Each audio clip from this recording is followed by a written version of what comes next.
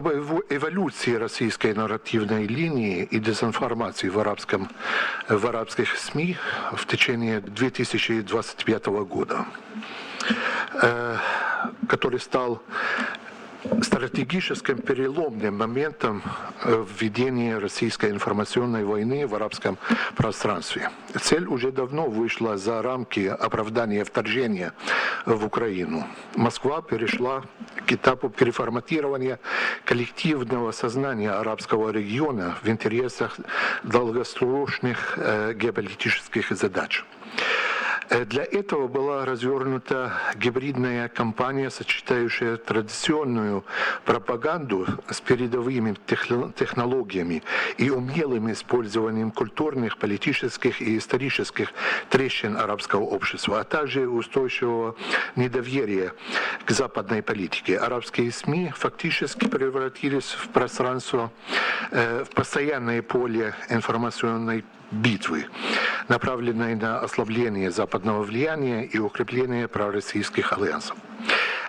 И в рамках нашей работы практически постоянной в течение последних 4 лет нашего выступления на арабских каналах, телеканалах, комментируя и анализируя войну России против Украины, мы наблюдали несколько изменений этих нарративов в течение последнего года. В первом квартале выступало в основном реализм Трампа и, конечно, возрождение нарратива о биолабораториях. Российские СМИ, это Арти Арабик, да, и Спутник, сделали акцент на необходимости принять реальность на местах. Одновременно они значительно усилили фабрикованные утверждения о биологических лабораториях США в Украине,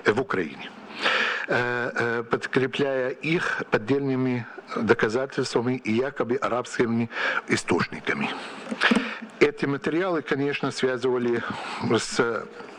изображали Запад главным виновником войны и угрозой здоровью человечества. Нарратив получил, конечно, очень широкий отклик в Египте, Сирии, в Ливане и привел к росту поддержки России до 60% в ряде локальных опросов. А во втором квартале эксплуатация западного лицемерия и, конечно, геноцидной войны в Газе. В основном в 24 и 25 годах Россия максимально использовала эскалацию на Ближнем Востоке, ирано-израильское противостояние и геноцидную войну Израиля в Газе для углубления разрыва между арабским обществом, общественным мнением и Западом. Основной прием, конечно, систематическое сравнение американо-израильской агрессии и оборонительной российской операции. Запад и НАТО изображались единой империалистической силой, контролирующей Киев, так же, как и Тель-Авив. В этом контексте вторжение в Украину подавалось как законная защита суверенитета, аналогичная палестинскому сопротивлению оккупации в Газе. В третьем квартале наблюдалось изменение на неизбежную победу. Скромный территориальный прирост оккупированной территории совпал с резким акцентом пропаганды на неизбежной победе. Москва продемонстрировала умение превращать минимальные тактические успехи в мощный медийный нарратив в арабском пространстве. Общий объем оккупированных, конечно, земель к концу года составил лишь 19,2% с территории Украины, то есть это прирост практически около 1,2% с конца 2022 года. Однако этот медленный и крайне дорогой прогресс был использован с высокой эффективностью в информационном поле, что вызывает вопросы конечно, В четвертом квартале мир на условиях Москвы и образ государства-неудачника. В основном после саммита в Аляске и к концу года тон пропаганды изменился. Основной упор был сделан на изображение Украины как полностью провалившегося государства, экономически разрушенного, военного несостоятельного, неспособного продолжать борьбу. Россия позиционировалась как рациональная сторона, готовая принять рамки Трампа как реалистичный план, тогда как и Киев изображался упрямым препятствием, затягивающим страдания. Самое важное вот тут, конечно, не только как развивались эти нарративы, а механизмы дезинформации и создания местных сетей влияния. Потому что в 1925 году российская медиастратегия в арабском пространстве вышла далеко за рамки открытой пропаганды и перешла к созданию фальшивой достоверности. К тому, чтобы российский нарратив выглядел органичным, внутренним, исходящим из самого арабского контекста и оперирующимся на местные культурные и политические чувствительные точки. Конечно, каирский офис «Спутник» и РИА Новости и «Арти» на арабском превратился в настоящий центр вербовки и профессиональной подготовки местных журналистов и медийных работников. Это дает ответ сразу на несколько вопросов, которые могли возникнуть, почему в Египте и это самое. Да? Обучая и перекладывать российские тезисы на арабский менталитет и язык.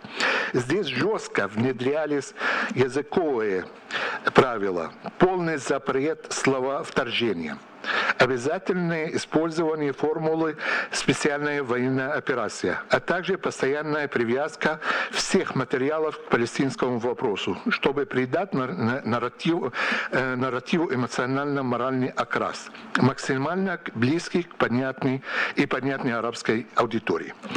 Также одновременно Россия активно задействовала передовые технологии искусственного интеллекта для производства сверхреалистичных дипфейк-видео. Украинские солдаты якобы признаются в преступлениях, сдаются в плен или публично осуждают свое командование.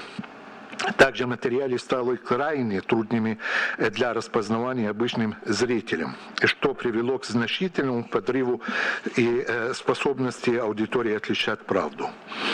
На цифровом уровне сети ботов и фейковых аккаунтов провели более 80 централизованных дезинформационных кампаний, ориентированных именно на Ближний Восток и Африку. Также четвертый момент – точный таргетинг был.